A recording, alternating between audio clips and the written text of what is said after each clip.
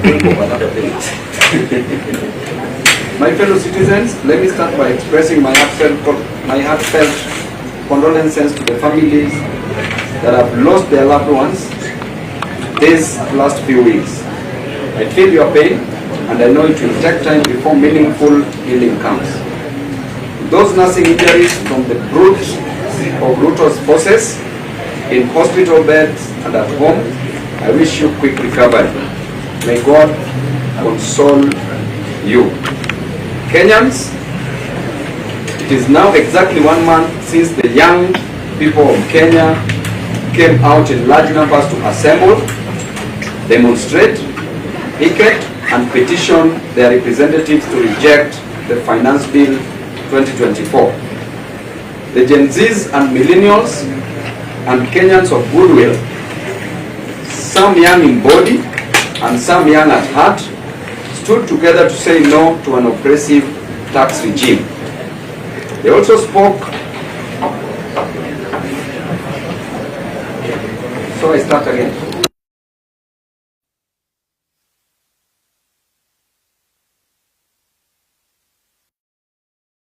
Okay, let me just start in 1 minute. Thank you. My fellow citizens, let me start by expressing my heartfelt condolences to the families that have lost their loved ones these last few weeks. I feel your pain, and I know it will take time before meaningful healing comes. Those nursing injuries from the brunt of Ruto's forces in hospital beds and at home, I wish you quick recovery. May God console you. Kenyans, it is now exactly 1 month since the young people of Kenya came out in large numbers to assemble, demonstrate, picket, and petition their representatives to reject the Finance Bill 2024. The GenZs and millennials and Kenyans of goodwill, some young in body and some young at heart, together stood together to say no to an oppressive tax regime. They also spoke unequivocally that they want a reformed government. Young people in Kenya are concerned about 1. Poor agriculture production, which threatens our food adequacy, safety, and security. 2. Parents, teachers, and learners alike are all confused by the CBC syllabus and transition. College and university education has been made too expensive, and young Kenyans are not joining while others are dropping from colleges. 3. Our healthcare is now completely broken, with NHIF looted and left incapable of meeting claims by hospitals, some of which have now been forced to close down. Our infrastructure is crumbling, roads are not maintained, our ports are being auctioned, and basic access to water and electricity is out of reach to many Kenyans. The business environment has been destroyed by bad government policy in sector after sector. Foreign direct investment has gone down, and we have seen investors running away to neighboring countries, leaving Kenyans jobless. The unemployment rate has skyrocketed, the cost of living has gone beyond the roof, and many Kenyans cannot afford a decent living.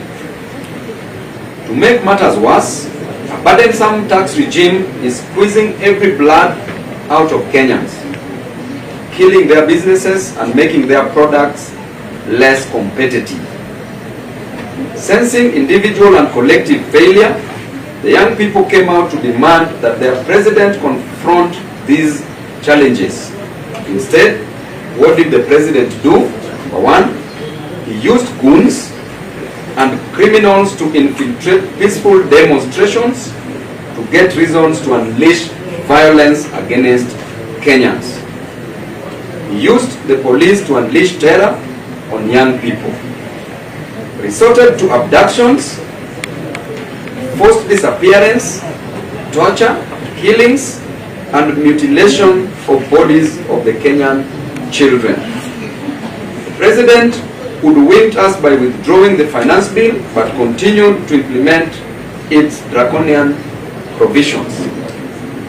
He deceitfully dissolved his cabinet on grounds of incompetence, only to reappoint the same crooks. He completely refused to listen to the issues raised by Kenyans, and instead he raided the opposition to appoint cabinet secretaries in a bid to weaken oversight against his government and to gain cosmetic stability, to consider the next general election and to ignore this and the next generation. No GenZs were nominated in this cabinet, no gender rule considered, thereby discriminating on women. Persons with disabilities were not considered. The only disabilities which were considered were mental disabilities, which were considered in the current cabinet. Fellow Kenyans, these last few weeks, I have been to the mortuaries in this country helping desperate parents, siblings and relatives, neighbors and friends identify the bodies of their loved ones brutally murdered and bodies dumped in quarries or wrongly registered to conceal murder by the state. I have stood by parents and communities burying young Kenyans killed by President Ruto and his rogue policemen, following insane commands of people we put in office to secure our lives. As I speak today, so many parents and relatives are still distressed and emotionally broken as they try to search for their young children abducted by this dangerous regime. President Ruto has turned Kenyans against each other.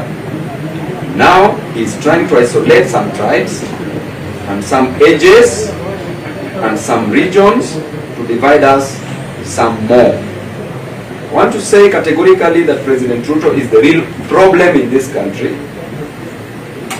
He is the real problem that this country is facing. He is the stumbling block to the modest reforms GenZs are asking for.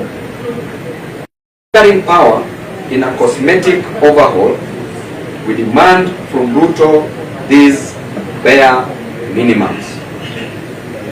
Pay to the families who've lost their loved ones 1 million Kenya shillings for funeral expenses they are incurring. Number 2, compensate the bereaved families at 10 million Kenya shillings each for the excruciating pain, agony and suffering you have put them through. Declare a mourning day and hold a national funeral service mass in honor of the patriots you have killed. Pay all the medical expenses for the young people who have been brutalized by the police upon your instructions. Release all the young Kenyans that you abducted and continue to hold incommunicado. Release them today. Drop all the trumped-up charges you have pressed against innocent Kenyans who were arrested while calling for good governance of their country. Mr. President, you don't seem to get it. Young Kenyans are mad and angry and stressed, and they can't believe we just can't get a single thing right out of their modest demands.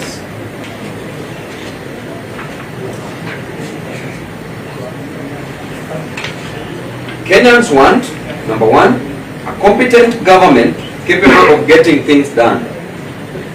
They want government positions to be well thought out, well structured, and staffed with public-minded, based on meritocracy, not kakistocracy, qualified citizens, who are committed to a common good. We want you to address the rampant looting of public resources. We want you to stop interfering in the running of state departments. Give the bureaucracy space to do what they should do. You don't know it all. and you cannot do it all. But as we ask you to do this, just know that the young people of this country are not afraid of you. Don't fear you. We expect you to serve us. Remember, the most important office in a democracy is the citizen. We, the people, can choose to exercise our sovereign power directly. May God bless you. May God remember our country, Kenya. Thank you and God bless you. Any question, omission? Just one question, those We said clearly that those who have been injured, the medical bills should be taken care of by the government and also should be compensated because of the infringement of their right to demonstrate. And if you can't do that, there's a process, a judicial process that is going to take place to file for constitutional petition. And number one, the orders we shall seek is declaration of violation of human rights. There shall be, we shall seek compensation. There shall be damages that we shall want. And that cost of litigation shall be borne by the respondent, that is the state. ODM officials have now joined the government. Have they cut these deals on the Gen Z blood? At the same time, is ODM dead? Now, I'm here as Honorable Dr. Babu Owino. ODM has a spokesperson that can speak on behalf of the party, and that is the party Secretary General. I'm speaking on behalf of Kenyans. Kenyans who are agonizing because Ruto is antagonizing instead of organizing this country, and therefore he should be disorganized by Kenyans. So on matters ODM, those who accepted these positions, GenZs cannot come out to fight for you, and then you behave like hyenas. GenZs died, people died, other Kenyans died because of this. You are not party to it. Why should you accept these positions? That is a show of greed, and that should never be tolerated. That is a decision I'm giving as Babu Owino, not as ODM, although I'm in ODM. Now they are saying, the GenZs are saying it's high time Babu Owino to exit ODM. What do you think? The GenZs are saying that we GenZs have said that. They are saying Approaching you as the new opposition. Yeah. Actually, from today henceforth, I'm the chief opposition leader because there are so many jobs doing rounds. There are so many people who are in the opposition who are now in bed with the government. My interest is to fight for Kenyans. It pains me to see a person who was a fellow member of parliament joining government. And it pains me to look back in Soweto slums, Kibra slums, to look back in central region, Nyanza coast and everywhere else, to see that child who has been sent away because he lacked only 5,000 to pay for their schooling in a secondary school. Sent because of 5,000. I'm so pained to see that child who's stuck in hospital cannot be treated because they lack money. Even money for x-ray that is around only 2,500. If you can't afford it, then you can't even be x-rayed. I'm so pained to see our young men and women moving around without jobs, seeing a boda rider in the sun from morning to evening, only gaining 50 shillings to 100 shillings in a day. Seeing a mama mboga, selling omena, only to get 50 Kenya shillings, 50 to 100. How will this parent collect this money to reach 300,000 Kenya shillings that Ruto wants in a university. So pain to see our children, our students who finished high school are waiting to join university, cannot join because they can't afford it. Some people are dropping out because they can't afford it. Yet we are encouraging patrimonialism, we are encouraging corruption, we are encouraging favoritism, we are encouraging mediocrity, we are encouraging kakistocracy. What are we doing as a nation? Mr. President, you fight on grounds that you are selling eggs and on the grounds that you are selling chicken. You should know better what a hustler feels. It is because of education that made you live in State House today. Were it not for education, you would have never come to Nairobi. The same education you are denying to our children, to our brothers and sisters. You've forgotten the hustlers. You are no longer the hustler who used to preach the hustler narrative. What happened to you? Instead of just giving direct orders, instead of just employing people who are merit-based, who are capable of delivering services, because you have the resources, you borrowed enough money, we've never seen any single project done, completed, from the time you got in. What is happening with you? Instead, you are turning your back against, you are turning your back on your people. There can never be a government without a population that you are killing now. And this was a decision that was made during the Montevideo conference, that the characteristics of a state, number one, there must be a definite population. Why are you killing the population? What will you have to govern? Do you think the new face of cabinet appointed by President Ruto meets the demands of Gen Z? The new face of cabinet does not meet any demand, not of the Gen Zs, not obeying even the 2/3 gender rule as enshrined in the Constitution, as envisaged in the Constitution. It goes against the tenets of the apex of the law, clearly. And I told you, even persons with disabilities are not considered. The only disability that President has considered is mental disabilities that he has decided to nominate in the cabinet. We want other persons with disabilities to be considered within the cabinet. Mheshimiwa Daktari, if President Ruto sends invitations to give you the remaining question, one of the two questions to send Kenyans and you, are you going to take it? I cannot accept any position from President Ruto. No, thank you. And that is a fruit from a poisoned tree. The fruit is poisonous and harmful and dangerous. In terms of oversight, you have put a spirited fight to take over the park chair. Now the park chair is the treasury seat to become whatever the parliament approves.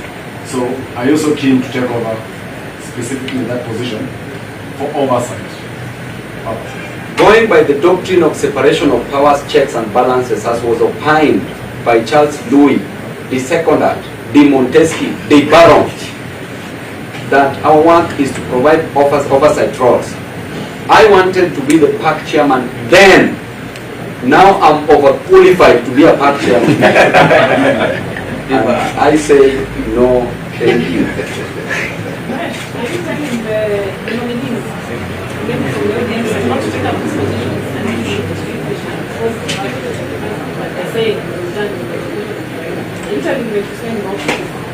I'm clearly saying that that is not the interest of the people. It is not what the people wanted. These people were never seen anywhere, not even protecting the interest of the Gen Zs. Why should they rush to take these positions? These positions, let Ruto as a person appoint his people. This is his government. We want competent people. We don't want him to invade opposition. But the work of opposition is to provide checks and balances, is to ensure that the government delivers that which they promised unto the people. Please, please, please pump me with more questions and ready to answer.